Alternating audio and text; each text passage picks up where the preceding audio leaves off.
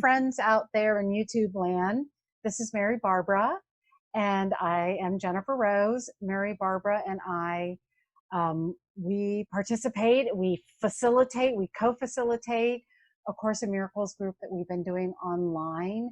So I'll just mention up front that if you're interested in participating in our online Zoom Course in Miracles group, I'll put the information on the comments of how to get the link for that. So we have been talking, so let me just do a little intro. Mary Barbara's been facilitating Course in Miracles groups since the 80s, right? 82. 82. I've been participating in Course in Miracle groups for a long time too, and leading meditation and teaching yoga and helping to facilitate the groups also for a long time. Did I say our names? Mary Barbara, Jennifer Rose. Yeah. So this is what I wanted to talk about, because we were in our group today and we were talking about the rules for decision making. And actually, really, it's kind of like how to have a happy day, like how to have a day that's contented, how to have a day that flows, how to have a day that feels peaceful, how to have a day that feels like I'm enough, that I'm I'm congruent with God's will. I'm fulfilling what I need to fulfill. We just call it a happy day. Like just to say a happy day is shorthand.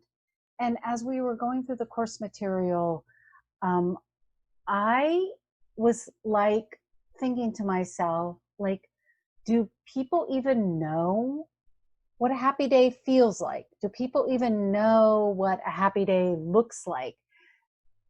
Seems to me like lately, maybe the past 10 years, that spirituality, the ego has hijacked spirituality and has decided that the ego decides what a happy day is for us. The ego decides what a peaceful day is for us.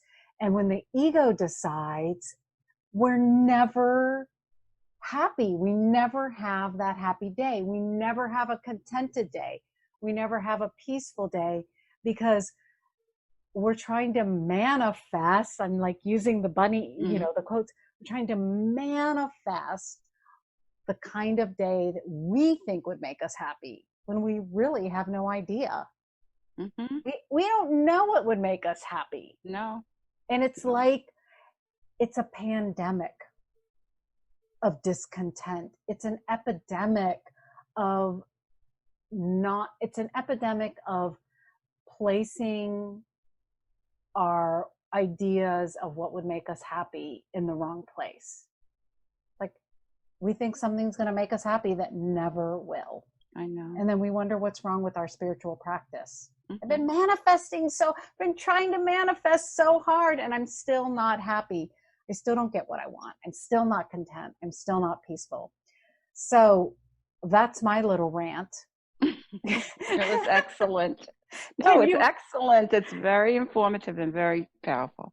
Can you help us? Yeah, I hope so. The thing is, when we think we know what a happy day is, then we give it a form. And if that form, even if that form looks exactly like what we think it should look like, the ego will always rob our joy. And the ego, if it looks exactly like what we think, the ego will say, this is going to end. It's going to end. This is nice now, but later on you won't have this person with you or whatever. The ego is always seek and never find. So if we go through the ego for happiness, it's never enough. It's always the next shiny object, Okay, you get the house you want and you really like it, but now the car, it doesn't look good. Then the car, and then something else. It's always another thing. Add another thing. The ego is about quantity, and spirit is about quality. So you said, how do we know when we're happy? The truth is, we honestly, gosh darn, don't know. When we're happy, it's so natural that we're just being. Like, I remember when my grandchildren were little, and especially my darling Maria, she was my first grandchild. And I remember she was playing in the bathroom sink. She used to like to pretend she had a cooking show. And there was a mirror above her, and that was the TV, and she'd have pots, not pots, but little things and be cooking. And I remember saying to her a couple times, Maria, are you happy? And she'd say, yes, I'm so happy. But she wouldn't know she was happy unless I asked her, because she was in the zone. She was in the now moment. She was playing and talking to herself on the mirror, you know. And now you take a cup. She used to say, I just have to say this because I'm a grandmother. She'd say, you take a cup of dirty water, dirty water, and you pour it into this. It's so funny. But what I realized is unless somebody outside points it out, you don't know when you're happy, because being happy is natural. Mm-hmm. Being happy is like in a flow. Being happy is not knowing what time it is or how much time has passed, because the belief in time is the joy robber, okay? Like how long is this going to be, when it's going to end, whatever. But happiness, happiness is natural. It was a gift from God. And when we stop it by saying it has to have this form, it has to come from this person, it just is naturally there. But the ego has taught us to be in control. Like control is everything to the ego. And the opposite of control is trust. That's the antidote for control. But the ego says you get in control and control your environment and control your everything, and then you'll be happy. But you're not happy because you know that you're coming from a lower energy field. You're coming from the material level. Mm-hmm. And in the material level, there are two powers. And this is what Joel Goldsmith, I'd love to give him credit, but I study with him too. He says there are not two powers, there's only one power. We made up that second power. So when it comes from the ego, we're thinking, is this good or not good? Is this good enough or not good enough? So that's why we can't be happy through the ego. So seek first, and the kingdom is God, and the kingdom is the now moment.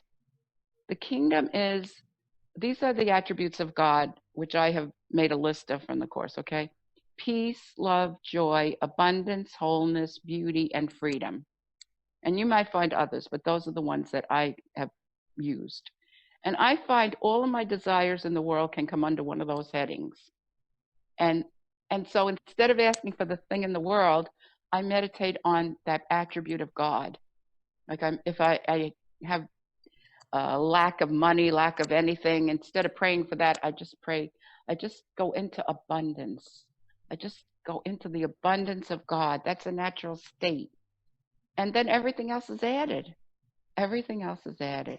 And when you say everything else is added, you mean like the guidance to, let me see how I want to put this. Like everything else is added. You meditate on abundance, which is the attribute of God. And I call that the kingdom. Okay. And then you sit back and you rest and you allow God, the attribute of God, to flow through you rather than striving to get it. Yes. And the Course says in a form that you will appreciate, you will recognize and appreciate. And like maybe you'll have more money in your checking account than you thought, or maybe whatever, I don't know. It will come to you in a form. It's not like we're saying you can have heaven or earth. You can have heaven or, happiness here. You can have it all. It's God's will for us is perfect happiness now. We just have to know where it is. And where it is in our mind, and where it is in the part of our mind that's still connected to God, that still knows abundance is our right, our inheritance, and joy and peace and love. What about this? So I want to kind of like, I love this technique of like really getting clear on what the attributes of God are. And instead of meditating or trying to manifest a certain thing in the material world, we manifest on the quality, which is a feeling, which is natural. So what about this? Like, say I have a relationship with someone and it's not peaceful. It's not peaceful. Like there's resentment or there's past, I don't know, for whatever reason. I'm not going to make up a story, but it's an unpeaceful relationship. And I'm like, I want peace in this relationship. I want peace. I'm willing to do whatever is needed for there to be peace.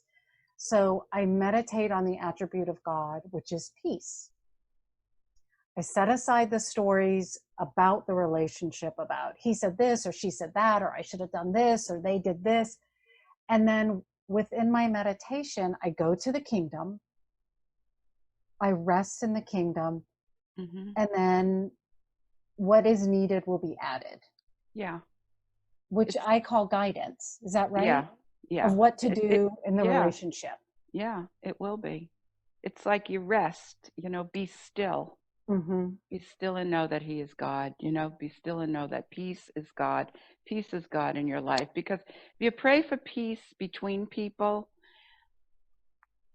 you're either afraid it's going to end or you keep watching to make sure that person isn't doing that thing that makes you unpeaceful.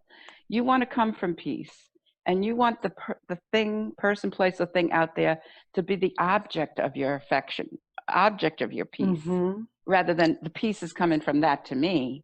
The peace is coming from God through me and out into my world, and I will know what to say or do because I am sincere in my wanting peace. And it says it may not be words you think are going to be said or done, but it will be what will be that peace. And that section Okay. that you're talking about that we went over today in the group, chapter 30, the rules for decision, it says in the start of the day, say, what kind of a day do you want to have? And I always say peaceful and happy. Mm-hmm. And it says, if I make no decisions by myself, this is the kind of day I will have. And then I go into my life and I start to make decisions by myself, how something should be different than it is. That's how you make decisions for yourself. Something should be different. And then I say, oh, something has gone wrong. At least I know I don't like the way I feel. Perhaps there's another way to look at this. And then I Mm-hmm. go, I want the peace of God. This is what I want. And you keep going for the peace, and everything is added. Anything that you could desire in the world is added. It's it's it's it's being aware, like it's always here. Peace is always here. Joy is always here, but to be consciously aware of it. That's what we're working on. But when we're looking out and saying it's coming from there, it's coming from here, it's coming from this person, that person, we'll seek and never find. We're looking for where it is not. It's in your mind, in the mind that's part of God. Yeah, it reminds me of like if I wake up in the morning and I say to the Holy Spirit, I want to have a happy, peaceful day. I go about my day and I'm not having a happy, peaceful day, then I kind of know that that's a clue that, oh, I've started to decide what this Right, day should look like. right, And then exactly. I think of that recalibration, in a car, how you have Oh, the yeah. navigation system, and Yeah, it's like, it does that. You take a wrong turn and it goes yeah. recalibrating. Yes, that's So exactly. yeah, so that's what Exactly. I'm like. I'm not Exactly. having a happy day. Oh, whoops! I made a U-turn. Yeah. I took the control back. Yeah. I started deciding, and then I just say, okay, recalibrating. Holy Spirit, Yeah. get me back on the right route to peace and happiness. You know better Perfect. than I do. Yeah, Perfect analysis, perfect analogy. Perfect. yeah, It's exactly what it is. And that's what this part is telling us. And yeah. it says, you'll know that you decided for yourself by how you feel. And then it says, when you realize how you feel, you say, perhaps I'm wrong. And that is such a threat to the ego. When we say, perhaps I'm wrong, because the ego is saying, you're not wrong, you're right. I've been talking to you for years and I'm right. And the Holy Spirit's wrong. I've kept you alive all these years. Yeah, So when we say, perhaps I'm wrong, it really threatens the ego like badly. what? Like I don't know, say I just my boy just went back to university, and there's some things that my mind is saying, well, what if this happens? Well, what if this happens? And I get in this place of fear, and I can diffuse the fear because I've made up this whole story Hmm. about what could happen, and I can diffuse that fear by saying, but maybe I'm wrong. Absolutely. Maybe I'm wrong. I'm willing to be wrong. Like, is Exactly. that a That's, good, that's, yep, exactly. And the short version of that is, or maybe not. or maybe not? Whatever's your fear, that terrible fear that you're so sure of, you add, or maybe not. And that just, the ego just, it doesn't Yeah. know what to do with that, Yeah. But that's right. And it's just all stories, In the now moment, there's no stories. It's so peaceful. And, you know, that's why meditation is so wonderful. And your meditations are so excellent. So Thank check them you. out on YouTube. They're Yep, wonderful. on this channel. So would you, I almost feel like seek ye first the kingdom is like the now moment, Mm-hmm. like the Yes, holy instant. It's like the present moment when I'm seeking the kingdom, I can have the experience of the kingdom by just resting in the now moment. exactly. It's the only place it is in the now moment. Now is the closest you can get to God in the illusion. Right now, right Yeah. now, right now. Even if you have to say it out loud, now, now, now. And I always think I look lovingly into the present moment. In other words, I feel like I'm looking just at the present moment. Like I think of the past over here and the future over here, but now I'm just looking lovingly into the present moment, and peace will come. And the ego will come in and try to rob you of the peace, because the ego sees some is trying to teach us value in being upset and being afraid. And you know, Mm-hmm. somehow if you're thinking like what someone did to you in the past, that's protecting you from that ever happening again. And if you keep thinking about it, it's going to happen again. But the Mm-hmm. ego says you're protecting yourself. Don't forget what he did to you, you know, don't ever forget. And that's how to keep it Right. going. Right. Right. The now moment then is a practice because we will get distracted. Yes, absolutely. It's such a threat to the ego. It's a complete threat. That's why I feel, and I think we might have mentioned this before, why this time is so disorientating, this time of the coronavirus, Mm-hmm. because the ego doesn't know what to do with it. It can't point out to when this happened before, and it can't point to what's going to happen because we don't have any images of what's going to happen when this is over and we're all back to our lives, because everything is starting to shift. Everything is starting to like Yeah. shift around and become what was the foreground is now the background, and what was the background is coming up to the foreground. And Yeah. so the ego has no weapon. Oh, when this happened before, you were lonely and upset, and we don't know, it didn't happen before. Or what's going to happen now is you're going to lose everything, it's terrible. We don't know. So the ego is very disorientated. So when you feel disorientated or uncomfortable or restless, that's kind of mine, restless, like, I think this is the ego that's restless. It doesn't know where to go.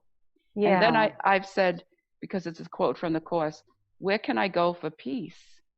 And where I can go for peace is my consciousness, to go into the peace. That's where the peace is.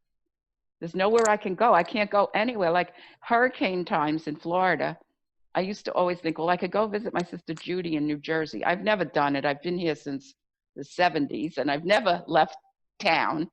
But that's always my thought. I can go to Judy's and I'll be away from this. Well, with the pandemic, you can't go anywhere. It's everywhere. I can't say Yeah. something out in the world and then I'll be safe. There's nowhere to be safe except in my own consciousness. That's Right. where I could be safe. Right. And then to have those attributes of God to contemplate and to Yes, meditate on yep, is a place, it is a place of rest and safety. it is. It's the only place you can go. Where can I go for safety in a corona pandemic? There is no There's safety. nowhere that I could Yeah, guarantee that I'll be okay, that's right. Yeah, except in my own consciousness. right, right. A- And And that's where I go. I've talked to a lot of people who started meditating a lot more. Yes, Yeah, yes. meditating a lot more. And as I've increased my own meditation practice, I was almost like, well, can I meditate too much? And then I'm just like, well, what else have I got to do? you know? Ego, that's an ego Yeah, question. thank you. Thank you.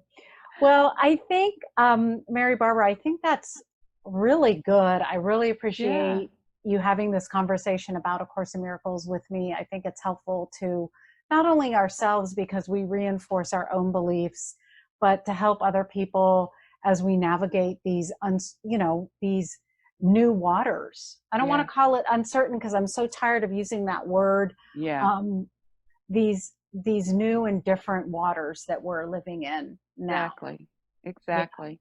And to go back to what is happy, I felt really happy through this whole YouTube that we've just done, and was Yeah. not like, oh, I'm happy, I'm happy, I'm happy, I'm happy, I'm happy. It's just a piece of a feeling of fulfillment and of time flying. That's how Yeah. you know. Don't you feel that way? Time flies when we do this. Yeah. And that feeling of like contentment. Yeah, Sometimes happiness has yeah, another word that's been hijacked by the ego. There's anxiety around it. Like, am I yeah, happy? Am I not yeah, happy? But contentment has like a very soft feel. yeah. And it It's includes happy and it includes yeah, peace and everything. yeah, Yeah, yeah. yes. So So this is good. I love you, Jennifer love Rose. you. All right, let's Thank do our you. little Love and love, peace. love him. Love and peace. Love and peace. For sure. All right, love you guys. Love Bye. you. Bye.